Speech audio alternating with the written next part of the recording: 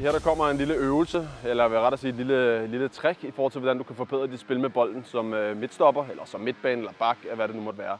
Det går egentlig ikke ud på at blive decideret bedre med bolden, det går ud på at købe dig tid, så du netop kan blive bedre med bolden. Så det vil sige, når jeg for eksempel får bolden fra min målmand eller fra min bak herude, så skal jeg købe mig tid, i stedet for bare at spille venstre midtstopper eller venstre midtbane, hvad det måtte være, og så kan han finde på noget flot og imponere trænerne, så vil jeg gerne selv gøre det. Det levede jeg meget på selv, da jeg var ungdomsspiller, i forhold til, at jeg vil gerne vise mig frem. Det er ikke de andre, der skal. Jeg vil gerne vise mig frem, jeg vil gerne ture fejle. For hvis jeg ikke tør fejle, så kommer jeg heller ikke nogen vejen med min fodbold. Og en anden ting, det er, når man er ung, altid tænk på det positive, hvad der kan komme til at ske, eller hvad med at tænke på, hvad der kan gå galt.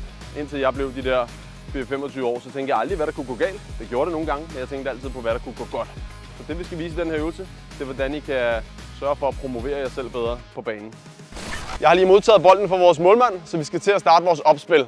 I stedet for bare at spille det sikre, spille venstre stopper, som så kan drive den frem og imponere trænerne, så vil jeg gerne være ham, der imponerer trænerne. Derfor tager jeg selv bolden frem, spiller vores bak, så opspillet er i gang, modtager den igen. Når angriberen sætter pres på, lader jeg som om, jeg vil spille den over, tager den frem her, så har jeg flere spillemuligheder. Hvis vi sætter den stop her, så har jeg min bak, jeg kan spille, men jeg skal ikke spille ham nu, for nu er jeg presset her. Jeg skal i stedet for at drive bolden frem. Når jeg så får modstanderkanten på mig, kan jeg spille den bredt. Så har vi skabt overtal. Hvis kanten bliver stående her, så er det, at jeg har en spillemulighed her på min kant. Alternativt kan jeg spille på angriberen. Alternativt kan jeg slå den modsat. Men til at starte med spiller jeg den ind her i midten her, så kan han lægge den af på bakken, og så går vi i angreb herfra. Alternativt kan han vende.